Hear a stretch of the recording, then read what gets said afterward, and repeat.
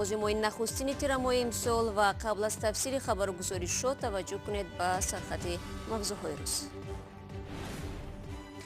جنایتکاران آشکار و مجازات شوند. وزیر کارهای داخلی تاجیکستان به روسیه برقی فرستاده لطوکوبی بی‌رحمانه موجی را کاری دست اسکین‌خیت‌های روس نامید. راهی که به باری وزنین ماشین ها تاب نآورد. ساکنان خرنگان میگویند راههای ولنگار خراجات آنها را زیاد کرده است. زی خونش چوکی درون خونش درون زده دیولوش کافی ده گفته استای که گوش نمیکنه میگم مو کار نداره. هزارها نفر در مارشیروفکا و یا تمرین برای اشتراک در برنامه مقامات اجباری بودن جلب دانشجویان را به مارشیروفکا رد میکنند. میخواهیم که نصفی روزی خروک نصفی روزی بتیم تا ساعت 10 را بود میکنن میرن.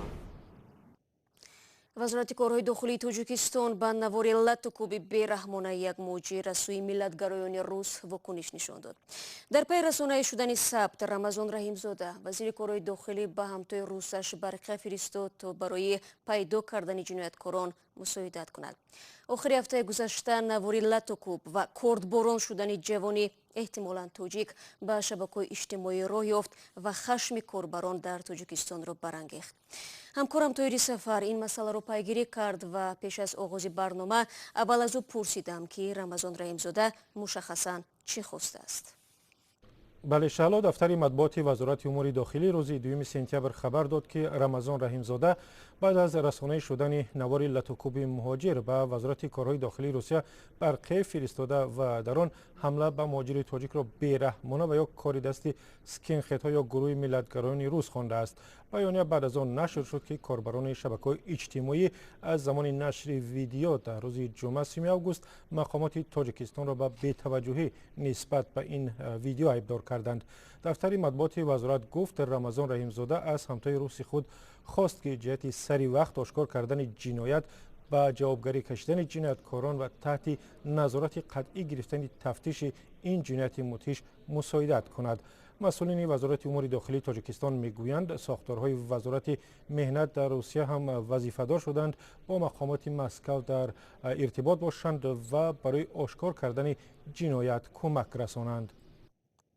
طاهر درباره خود ویدیو سالهای زیادی وجود دارد. معلوم شد که نوار از کجاست؟ آیا واقعی است و کی ثبت شده است؟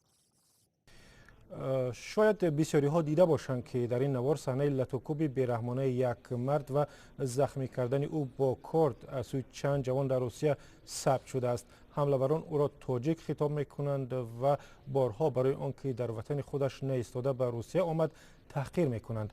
معلوم نیست حادثه کی و در کدام منطقه روسیه اتفاق افتاده است و همچنین معلوم نیست تقدیر آن مردی مهاجر که در نوار دیده می شود از درد به خود میپیچد چی شد؟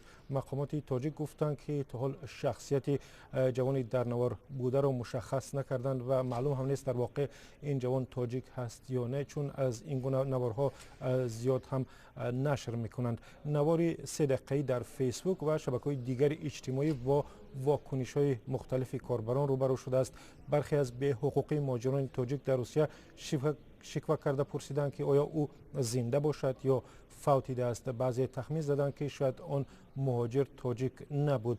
جانب روسیه هم هنوز در این زمینه چیزی نگفته است. رسانه‌های روسی نیز در این باره گزارش ندادند، اما یک بلاگر آن را شدیداً انتقاد کرده و دعوت کرده است که بینندگان واقعه را به مردم روس نسبت ندهند. سال گذشته از روسیه به تاجیکستان تابوت 966 مهاجر آورده شد که بر اساس گزارش رسمی امبودسمن کشور تقریباً 30 نفرشان به قتل رسیدند. و اطلاع رسمی مهاجران بیشتر در صدمه‌ها محلی ساختمان و از بیماری در روسیه جان می‌دهند. طاهری سفر بود که از مرکز خبری رادیو ازودی با ما صحبت کرد. بینندگان عزیز، در صورت پیدا شدن اطلاع نو آیدی نوار دهشتبار شما را در جریان خواهیم گذاشت. این شب و روز در شهر کولوب هزارها نفر را به مارشیروفکا جلب کردند. تمرین دانشجویان و دیگر کارمندان ساختارهای دولتی برای اشتراک در برنامه‌های جشن استقلال از ماه ایول امسال سر شده است.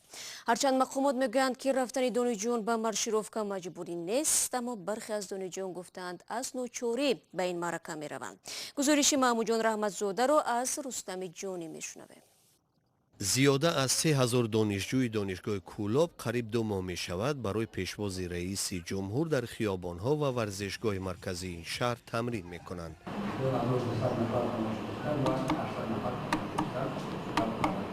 محترم امام علی رحمان.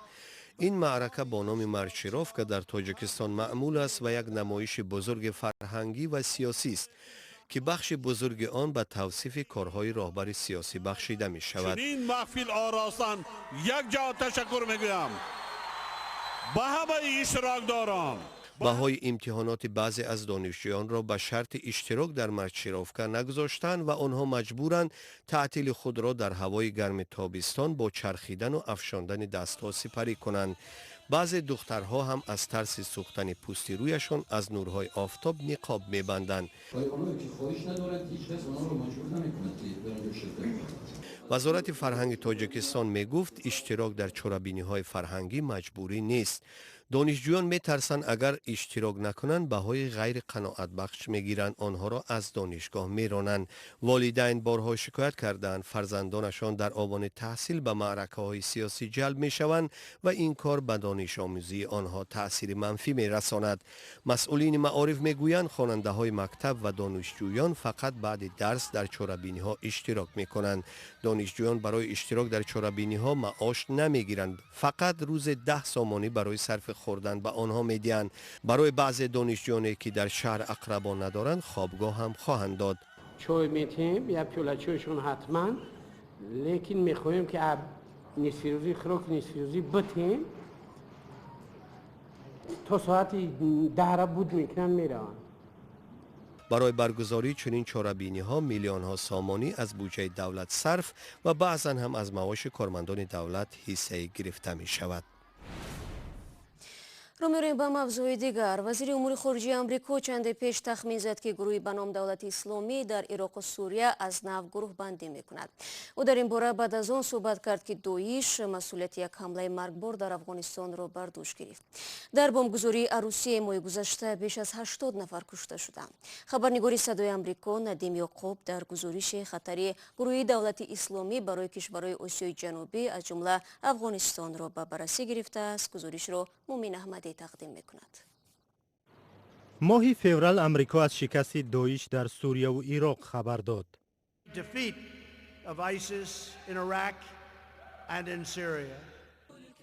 ولی از آن زمان به تدریج سر بالا می‌کند. واضح است که داعش شکست نخورده است. ما باید اعتراف کنیم که هیچ گونه اعلامبازی به شکستی واقعی نظامی یا سیاسی این سازمان نمی‌رساند.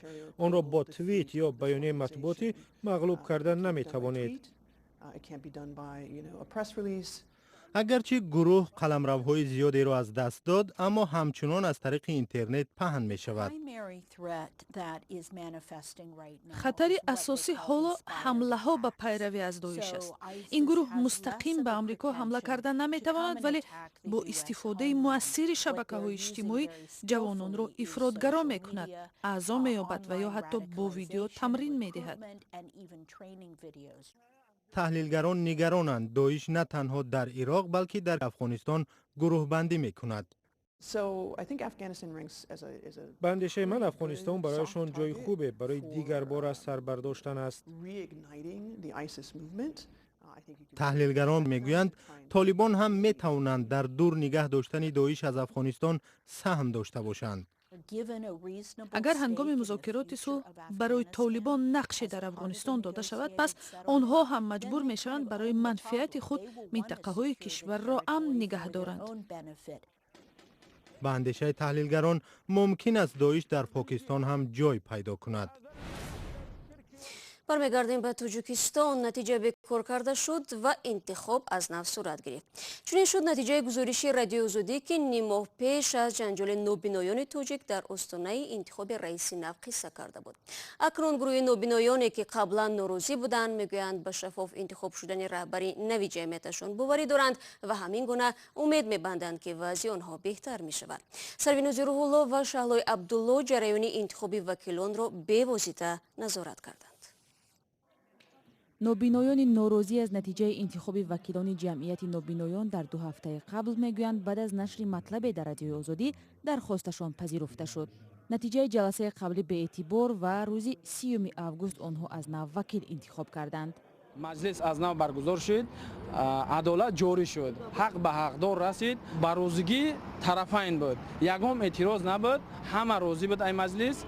این گروه ناراضی از آن شکایت داشتند که هنگام انتخاب وکیلان جمعیت رأی آنها را به نظر نگرفتند. از این رو برای انتخاب شفاف به رادیو آزادی و وزارت عدلیه شکایت بردند. آنها خواستند جریان انتخاب وکیلان از سوی خبرنگاران و یا مسئولین وزارت نظارت شود.